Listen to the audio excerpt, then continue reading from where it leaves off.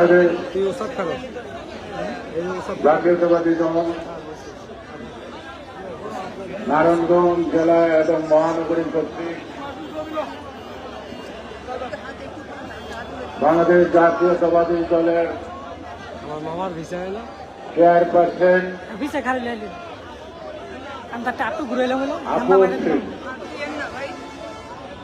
নেত্রী বেগম খালেদা জিয়ার মুক্তির জন্য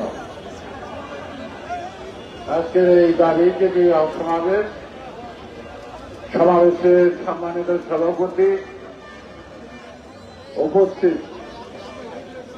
বিশেষ অতিথি প্রধান বক্তা এবং বিভিন্ন স্তরে